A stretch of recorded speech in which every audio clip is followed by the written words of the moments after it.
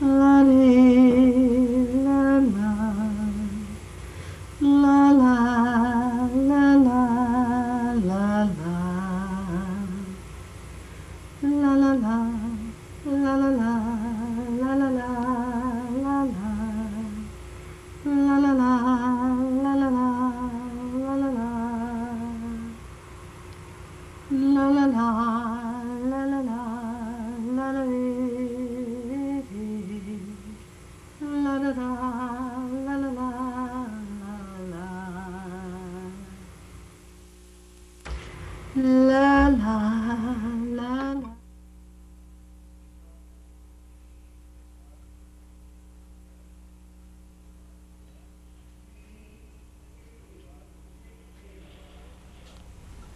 Welcome to Three of Hearts, and it's really nice to be here with you again.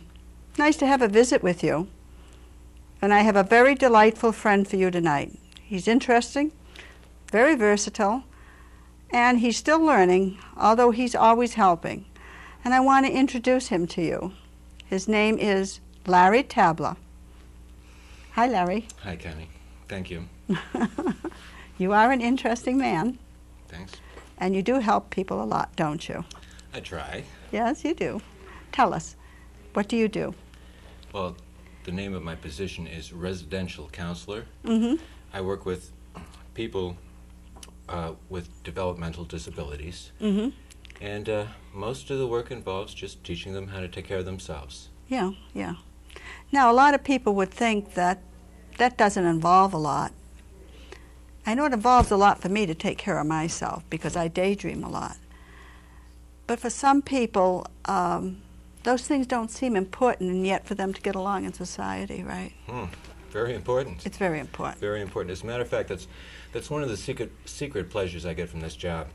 Because after getting out of high school, I felt very ill-prepared for taking care of myself and seeing my way in the world. Yeah, yeah. But here I am, helping others to prepare themselves not to feel the same way, not to feel so insecure. The kind of education that I provide seems to me to be real education. Yeah, yeah. And education isn't always the way we think it, is it? No. The way people think of it. Right. Yeah, it's a learning process, whatever that learning is, even if it's simple as tying a shoe. Right, that's education, right? I suppose so. And before we get into exactly what you do, I want to know about you, okay, how you live. Okay. Because I think it's kind of interesting. You live up there near Wachusett, did you say? Yes, north of Mount Wachusett. Very close to the New Hampshire border in Ashburnham. In Ashburnham. Right. And you have electric stove? No, I have no electricity where I live. That's what I thought. Way out in the woods. Way out in the woods. I have, for utilities, I have a wood-burning stove for heat. I have a refrigerator, and I have a kitchen range, but they're fueled by propane. Okay. And spring water. And spring water. And what is the name of kind of a person you are? You're a Oh, the diet, macrobiotic. A macrobiotic. Macro. Uh-huh. Macro, great. Great. Biotic, life, great life. A great life. So you're living the great life. I hope so. What are you eating for this great life? Well, it's a natural foods diet, vegetarian diet, based largely on whole grains and vegetables. And other foods in reasonable proportions, but that's the basis of the diet. So that if you come to my house and I'm having lasagna, you don't eat it. Well, I could make an exception, Connie. You could make an exception. I remember one time you came and we did it with fish, remember? Yeah. There we go. Yeah, and we layered it with fish instead of meatballs and that kind of a thing. And I think that's kind of unique in today's world, you know. A lot of us think we have to go to Alaska to see that. Do you have friends that live like that? Yes, I do. My neighbors, who are also my landlords, I rent my place from them, are like that. Is it less expensive to live that way, Larry? In the long run, it is. We can buy the grains bulk, and they keep a long time. Grains like rice, dried corn, barley, wheat, rye, buckwheat. And the produce is very cheap. Yeah. It's probably the cheapest thing in the supermarket. Okay. Do you entertain at all at home? Occasionally. Not very many people are quite ready to make that trek up the road. Okay. But some friends come out, you know. Is you have snow there now? As a matter of fact, it's melting pretty rapidly at the moment. Yeah. It may be back tomorrow. Oh, that's right. Yeah, they did say that. Okay, now, what is the name of the group home that you live in? Is there a special name for your home there? No, the home doesn't have a name. It just has an address like anyone else's. Yeah, and it's, you say it's a two, what is the word I want to use? It's a two-story, we have 2 floors of a 3-story house. It's 2 apartments right now. And 2 people living in each apartment. Grown men aged 35 through 58. And I'm thinking that there's a name for that. When you say you have a house, there's 2 households, right? That's right. You run 2 households. That's right. Right. So that these people that live there look to you, do you have to kind of go to them to teach them? Will they ask you, or do you say to them, look, you're going to prepare this for meal? Well, this is a constantly changing thing because I'm trying to get more into the background. This is their home. Yeah. And ideally, they should be taking it over, and eventually they may be prepared to. At the present stage, I'm there when they come home from their work programs by day. So you're on a second shift, you say? Well, it's what we call the day shift because there's no one there by day until late until you afternoon. come there. End of their work day. Yeah, end of their work day. It's the start of mine, and I'm there when they arrive home, and they're glad to see me, and we greet each other as friends. To some extent, I provide them with some entertainment and definitely companionship throughout the shift. But at some point soon after their arrival home, I ask, anyone got any ideas for supper tonight? And whoever comes up with an idea, that's generally the person I try to recruit into the job. And I say, well, I'd be glad to help you make it. I think we've got that on hand. And we go to the refrigerator, we check it out. We end up making the thing together. Yeah. So what do they like to cook? Do they have special things? Is it a big thing cooking their meals? Well, it started out a little bit too elaborate because myself and another staff person who really likes to cook, we used to make kind of complex recipes. But actually, I don't think that was such a bad thing. They saw what people who like to cook, they saw us enjoying that. Yeah. And we invited them in, and they took small parts. At the present, though, we're going to the heat and serve entrees, the easy things, so that the residents can take over these meals themselves, prepared for themselves. And I'm excusing myself from participating with whatever excuses I can find. The idea is to let them bless their own. Do you sit down and eat with them? I do. You do? Do you sit at the head of the table? Oh, do you have a seating arrangement? I take whatever seat happens to be available by the time. I worked in a home one time. I worked in a 4th level nursing home, and I cooked, and they sat down and they dined. It wasn't cafeteria style. And I always felt honored because they insisted that I always sit with them, and they gave me the honorable seat of sitting at the head of the table. Always made me feel pretty good because I should have been in the back room cleaning up. But instead I was dining, and I found these people to be absolutely delightful, I think you'll find that kind of courtesy in a happy house, Yeah. That's a kind of nice phrase, a happy house. You can't always be happy, though, right? I mean, you have your little tough moments. Sure, everyone, growing pains. Yeah. I mean, okay. all ages. Now, suppose then, a lot of these people are coming from long stays in institutions. Yes, half of them are. And then some in and out of institutions, and some trying to make it on their own, but with several hospitalizations. Yeah. So this is, it's really a new life for them, isn't it? It's giving them the dignity to help be self-realized and do for themselves. It's introducing some of them to the real world for the first time. That's right. We take it so for granted, but it must be very difficult for someone who's been incarcerated and Yeah, who's lived in fear. They haven't had any of the kind of attention. Yeah. Would you say they live in fear a lot of times? I don't pick up so much on the fear now. There was a lot of neglect, and with neglect, people who were subjected to it handled it in different ways. Perhaps some more fearfully, some found a way of being content. But coming outside, they may find that their way of being content isn't exactly, people aren't ready for it. It's not quite appropriate yet, you know? Does that make them scared or angry or? It can. Yeah, it can increase fear some. Yeah, yeah. Okay, so if I were in a mental institution for a number of years, and probably shouldn't be there because I'm not really mental, I just can't really quite make it alone on my own, and I came to your home, you know, as one of in the household, and I imagine if I came there, I would be suspicious and afraid and maybe very silent for the first time. I don't mean to say the anger, you know. Yes. So how do you work with a person like that? Well, of course, the first thing is to welcome you in. Uh-huh. Speaking with you,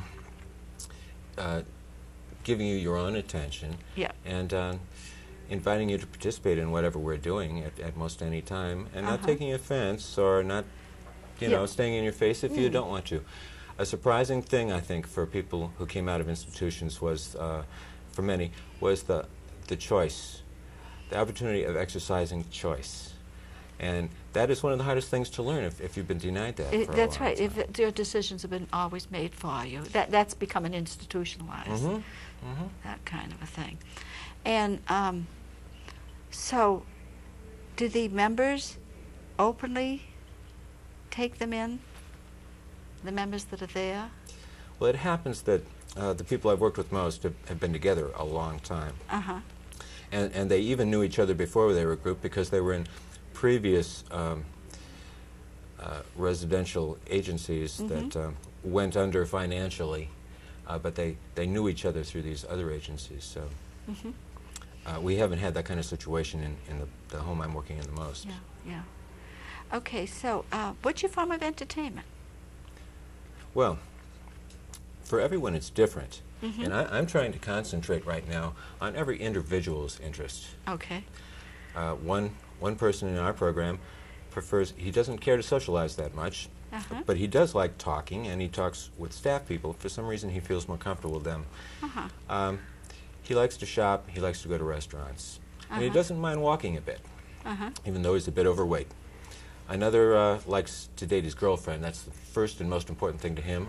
And he also happens to be very athletic, and plays on a softball league and on a basketball league. He sounds very high level in a Yes, sense. yes, yeah. He's making strides. Yeah. Another year, maybe two, and he'll be outside of the program on his own. Isn't in an that apartment. nice? Now, when someone goes out on their own like that, do they have an apartment, or do they go where some of these elderly people live, housing? How generally Like are they nursing placed homes? when they're on the outside? Are they in a foster home? Or? Well, we try and find out where they'd like to be, but it usually turns out that an apartment in a community is the best bet, because the community activities that they've had experience with and meeting other people are going to churches, you know, having these things nearby, these resources, make their richest memories. Yeah.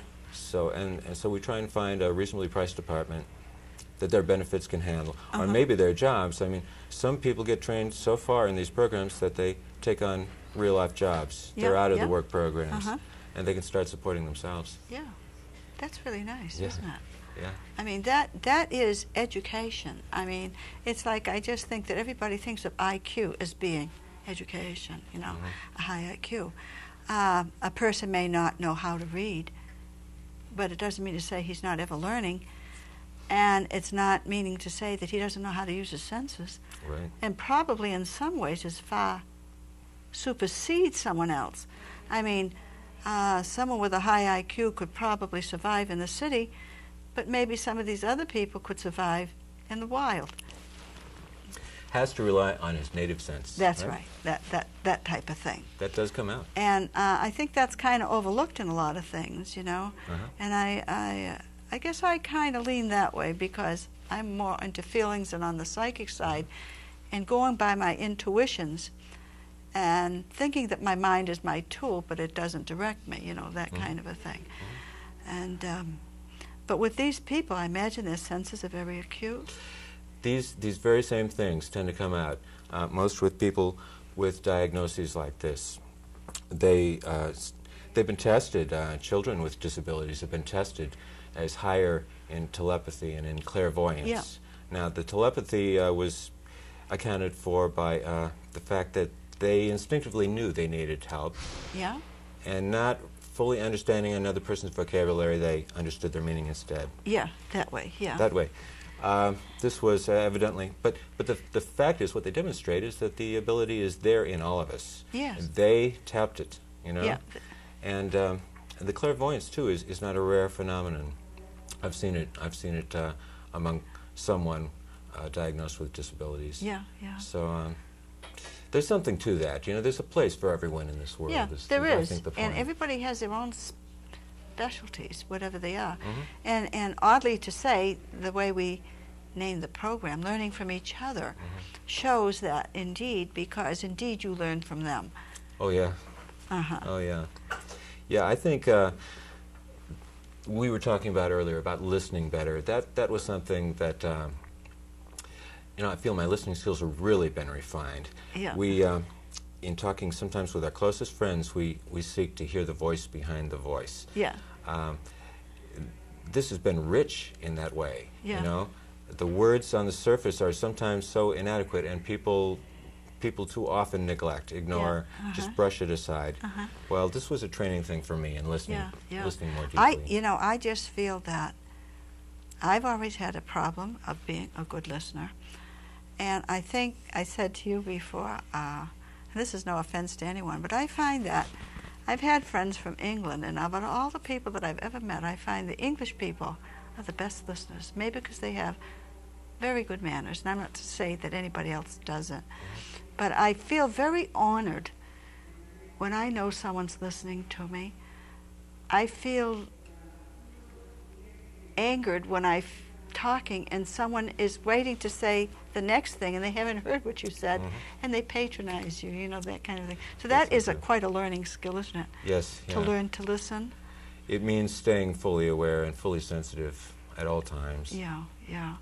You know, I'll slip sometimes myself, you know, but I'm at the point in my relationship with these individuals where they'll kick me in line, kind of, you know, because they know the value. Are they very loving as far as demonstrative with their hugs and? Well, pretty much. Sometimes we have to kind of cool it there because yeah. you know, getting them ready for getting out on their own. Not everybody is going to be ready for that. No, they aren't. But they are warm. I've worked at the Special Olympics, and I know how they can be. You know, in the evening now, right when the dishes are done, and everybody's through gibbering about who's going to do them, I suppose. Are they just like families? Yes. Yes, very much. Do they watch TV or talk? Do they congregate together? Or? Different things happen different nights. There's no set pattern. Much of the time, we try and schedule as many activities out as we can. It kind of depends right now, since there's a lot of staff supervision there. It kind of depends on if there are extra staff, if there's an extra staff person available to stay, so that the first staff person can take somebody out somewhere. And we're trying to get it individualized, so each person goes just to what they want to do, not group everyone together, get in a van, and let's all go to the movies. Though we'll do that sometimes too, because that's a favorite group activity. Do they get their physical workouts that way? I mean, do they go bowling and other things that? You know, I wish I could say they did, but that hasn't really worked out. There was a while where we kind of had it working. Hasn't really worked out. It turns out that their tastes are more like people on the outside who don't have anyone forcing them to get the workout, you know, if they don't want it. A couple of people are more physical than others. I'm glad, though, that we live very close to a business district in a community, but just far enough away for a good little hike to and from. And that's good for them, right? And it will really get going when the weather turns nicer. We just recently relocated to this place about 5 months ago. When the weather turns, we'll be going down there all the time. Yeah. What are some of the jobs that they do when they go away for their work schedule? 2 people are in a work program that does bench work that is contracted out from manufacturers or factories that they were able to bring in, just putting little parts of things together, bird cages, windshield wipers, just... Yeah, and I bet they can go long hours doing that. Although, one can and one gets bored. I kind of personally relate to the one who gets bored. Yeah, okay, because that is a teacher's. Oh, it is. Yeah, all day long. I say that because I remember years ago, someone in our family had learning disabilities, and he probably had the mind of a 6 or 7-year-old. He was one of my aunts had married someone, their brother was like that. But I remember when they both weren't working, he carried the family. He had some tiny job in a factory that he did repetitiously. He rode a bike, couldn't count his money, but they weren't both working there for a while. And he was his bringing steady home... pay helped them over a hump. That's amazing. And you wouldn't think that. Well, it can happen. It's just, logically, it can happen. Yeah. He would go to the same job every day and be happy doing it, come home, and didn't want the money in the sense that he didn't really know what to do with it, just that maybe enough for gum or, something to spend. But he didn't live in a home. He lived in a regular residence. Yeah, I mean in a group home sort of thing. He lived in a regular residence. Yeah. And he was wonderful to everybody around, and he was a delight to have around, but there were certain things you just couldn't expect of him, But I can relate to these people. It's much like that. And if they have a chance to be out, I think that's just so great. Oh, yes. Yeah. Oh, yes.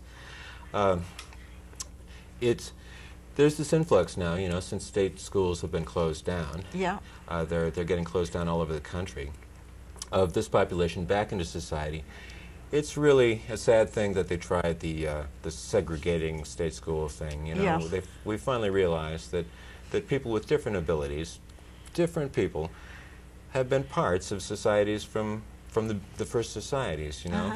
Our society was kind of stringent about its criteria for participation. Yeah. And now they're being treated more like people, which they are, And it's nice that, like someone like yourself, I suppose at times it's very difficult for you, because they flare up too, don't they, a lot of times?